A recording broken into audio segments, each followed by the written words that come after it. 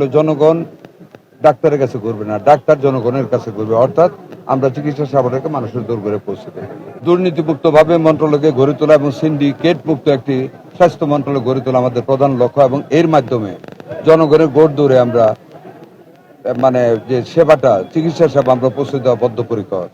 এটাতে আমরা এরকম একটা থিওরি আমরা করব, যেটা আমরা তত্ত্ব হিসেবে কাজ করবো। সেটা হলো জনগণ ডাক্তারের কাছে ঘুরবে না, ডাক্তার জনগণের কাছে ঘুরবে। অর্থাৎ আমরা চিকিৎসা সেবাটাকে মানুষের দোরগোড়ায় পৌঁছে দেব এবং সহজলভ্য করে তুলবো। আমরা পাবলিক হেলথের দিকে আমাদের সবচেয়ে দৃষ্টি নিবন্ধিত হবে, দুর্নীতিমুক্তভাবে এবং সার্বজনীনভাবে একটা চিকিৎসা সেবা করার মন মানসিকতা নিয়ে আমরা সামনের দিকে এগিয়ে যাচ্ছি ইনশাল্লাহ।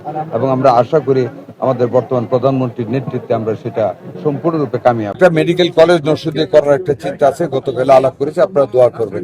বাংলাদেশে আরো যেখানে যেখানে দরকার হবে সবখানে করা হবে, নরসিংদীতেও করা হবে।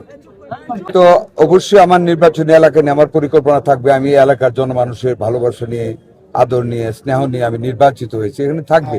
তো ওভার এন্ড এভাব আমার জনগণ আমার মনোহর দিয়ে বেলাবো, সব কাজে অগ্রাধিকারই পাবে। তবে দেশটাকে সুন্দরভাবে গড়ে তুলতে হবে, সেই লক্ষ্যে আমরা সামনের দিকে এগিয়ে যাব। দেশ যখন সুন্দরভাবে গড়ে উঠবে, আমরা তখন আমার মনোহর দিয়ে বেলাবো সুন্দরভাবে গড়ে উঠবে। আর আমাদের রাজনৈতিক আরেকটি ইচ্ছা, আমাদের সামাজিক ইচ্ছা, এটা আমাদের মনের ইচ্ছা, দলের ইচ্ছা, সরকারের ইচ্ছা। যারা আমাদেরকে ভোট দিয়েছে তাদের প্রতি আমাদের যেমন দায় রয়েছে, যারা আমাদেরকে ভোট দেয় নাই তাদের প্রতি সমভাবে আমাদের দায় রয়েছে।